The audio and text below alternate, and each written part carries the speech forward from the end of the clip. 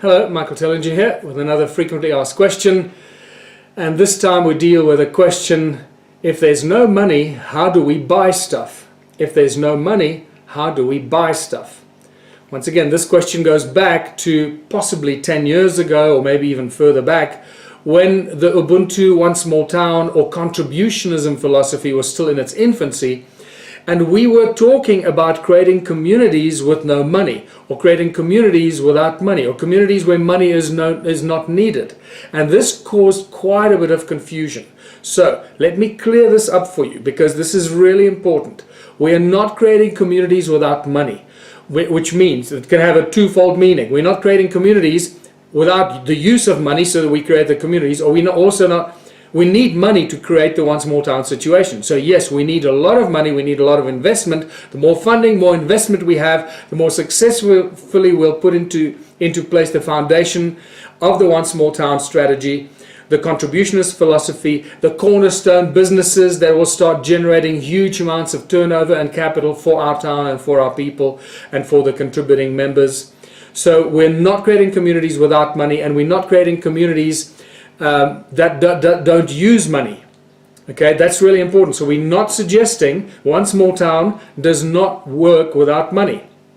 We still use money. We're not fighting the system. We're not opposing the system. We're not resisting the system. We're using the tools of enslavement as tools of liberation. And the number one tool of enslavement is money. So what we're doing, we're setting up a structure, our community, that will generate as much money as possible so that we can create as many businesses as we can, create as much arts, culture, engineering, everything that we need for ourselves in our town. But this is where the difference is.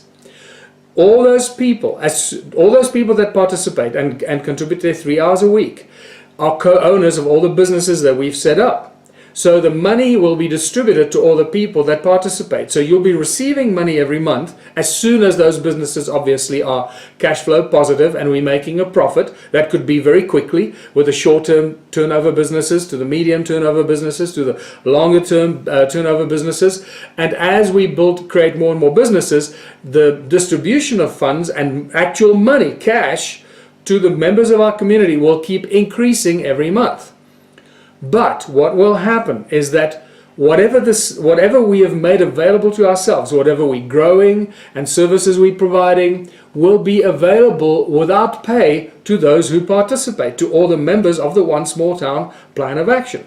So we're not creating a town in which money is not used. We're creating a town or a town without money. We're not creating a town without money or a town where money is not used. We're creating a system that those who participate have access to all the facilities, all the food, all the services, everything that we create without having to pay for it. And there's a big difference. So the statement or the question, if everything is free, if there's no money, how do we buy stuff?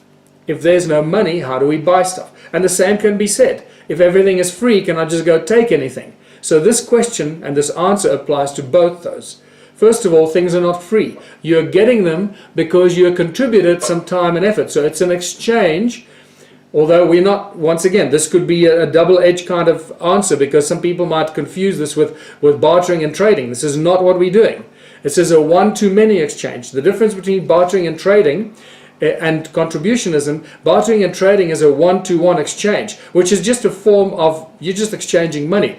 Your duck and your chicken becomes a different form of money, and I'll talk about that in a separate video. What is the difference between contributionism and bartering and trading? There's a huge difference. That's why bartering and trading does not work, and we certainly do not promote bartering and trading of any kind, because that will lead to somebody taking control and having control. Because keep in mind, he who has more chickens, he who has the most chickens, or he who has the most to barter with, will ultimately rule the roost.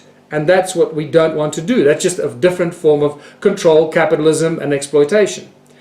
Contributionism is a one-to-many sharing, the sharing of resources across all sectors of society, all the different industries and things that we do. So whatever it is you do for your community, you do for everyone.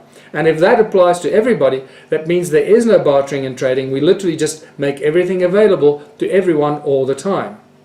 So if there's no money, how do we buy stuff, is answered very simply. I trust you have the answer for yourself by now. Those that do not participate in the One Small Town strategy will continue paying and buying things they do in a normal town, in normal life, in the system that we have today. They're not affected by what the rest of the people do that participate in the One Small Town strategy and implementation. So the average person will carry on paying and buying stuff as they do. It's those that participate in the One Small Town implementation and contribute their 3 hours a week. They will get things in return. You can call it for free. They'll get food for free and electricity for free or at a very high discount, and different levels of services that we start providing for ourselves at no cost if you contribute your 3 hours a week. So can you see the difference by now? So this is a very fine line. It also crosses the lines of bartering and trading and contributionism and the differences there, and what it means for things to be free, and why do you get something in return that looks like you're getting something for free, and why doesn't that family or those people get it for free? Hopefully this makes sense. All you got to do is contribute 3 hours a week, and everything becomes available to everyone in our town, everything that we do for ourselves. So there will be money in our town. We'll be making loads of money for ourselves and distributing all the money, but we will not have to use the money. All those that participate will not have the need to use the money. And this means that you'll keep putting the money in your bank, and your bank will grow every month. You'll have more and more money in your bank account. You'll obviously need to use it when you leave the town and you travel somewhere, you go somewhere else where they do not have a One Small Town plan of action. So the world carries on, but we're just getting stronger and more financially independent, more technologically independent on every level, and obviously that success will very quickly then start to rub off on other towns, the people of other towns, other mayors and councils. They'll see how successful we are, and they'll want to do the same. This is a very simple thing. Once people see somebody succeed, they go, wow, why are they so successful? And they've done what? All they've done is contribute 3 hours a week, and they set up all these businesses that they all co-own. Wow, that's a very simple plan.